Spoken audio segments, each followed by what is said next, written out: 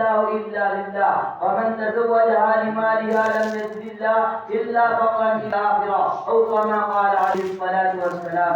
صدر محترم اور گرامی قدر سامعین کرام، اس وقت میرا موضوع سخن ہمارے معاشرے کا وہ ناصور ہے جس نے زندگی کی بنیادوں کو ہلا کر رکھ دیا ہے، سینکڑوں ہزاروں گھروں کو تباہ و برباد کر دیا ہے اور کتنے جذبات کو متن کر رکھ دیا ہے، وہ بیماری جسے آپ جہیز کے نام سے یاد کرتے ہیں۔ میں نے خطبے کے بعد ایک حدیث شریف پڑھی ہے، اس میں حضور پور نور محمد عربی صلی اللہ علیہ وسلم کا پاک ارشاد ہے، جو شخص عزت حاصل کرنے کے لیے شادی کرے گا تو رب الجلال ایسے شخص کو ذلت کے سوا کچھ نہ دیں گے، اور جو شخص مال کے لالچ میں شادی کرے گا اس کو فقر و فاقہ اور تندرستی کے سوا کچھ نصیب نہ ہوگا۔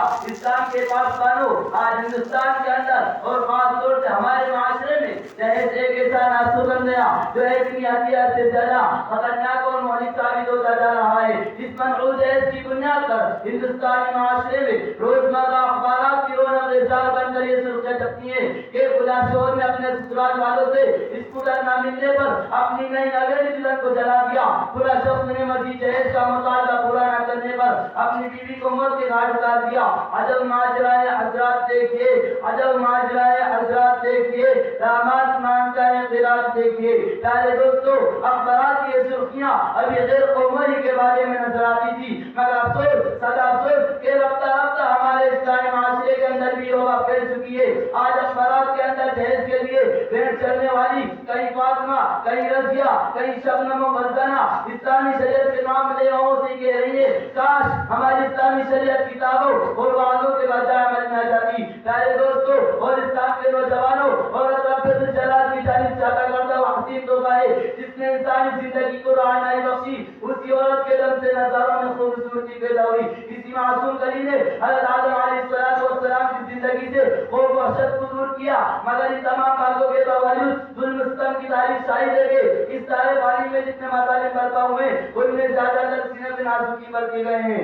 اس بے رحم سماج میں عورت کو جس نظر سے دیکھا وہ نہایت قابل مذمت ہے۔ تاریخ عالم ان دردناک واقعات سے بھری پڑی ہے۔ کبھی حضرت مریم کو دنیا والوں نے متہم کر کے جنگلوں کی خاک چھاننے پر مجبور کیا، تو کبھی نمرود نے اپنی بیٹی کو ایمان لانے کی پاداش میں آگ میں ڈالا، تو کبھی عرب کے جاہل معاشرے نے لڑکیوں کی پیدائش کو اس قدر منحوس تصور کیا کہ ان کو پیدا ہوتے ہی زندہ درگور کر دیا جاتا تھا۔ محترم حضرات، آج بھی معصوم دوشیزاؤں پر ظلم و ستم کے پہاڑ توڑے جا رہے ہیں، جبر و تشدد کی خاردار جھاڑیاں ان کی راہ میں حائل ہے۔ آج بھی عورتوں کے ارمانوں کو خون کیا جا رہا ہے۔ ہری گھرانے کی بچیوں پر خدا کی زمین اپنے وسعت اور کشادگی کے باوجود تنگ ہو رہی ہے۔ ساری دنیا پر یہ بات روز روشن کی طرح آیا ہے، جس گھر میں لڑکی جوانی کی دہلیز پر قدم رکھتی ہے اسی وقت اسے والدین کی نیند حرام ہو جاتی ہے۔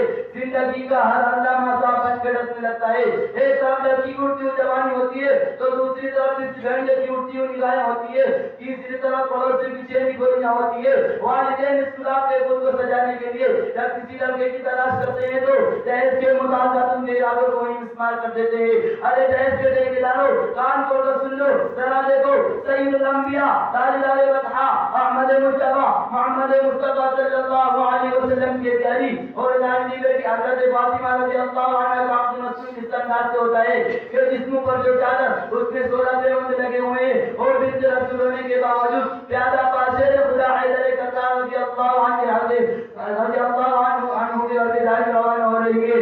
اور جہیز میں ایک بستر، ایک چکی اور ایک تکیہ، 2 مٹکے پر مشتمل مختصر سامان علی مرتضیٰ کو پیش کیا جا رہا ہے۔ آج ہم یہ کہتے ہیں ہمارا بیٹا ڈاکٹر ہے۔ میں اپنی بات شہر کے ساتھ کہنا چاہتا ہوں، یہ سنگیرہ جو حائدے رستے سے ہٹا کر دم دیں گے، ہم پھول بھی ہیں تلوار بھی ہیں، باقی کو مٹا کر دم دیں گے۔ ہماری نہیں کر بلا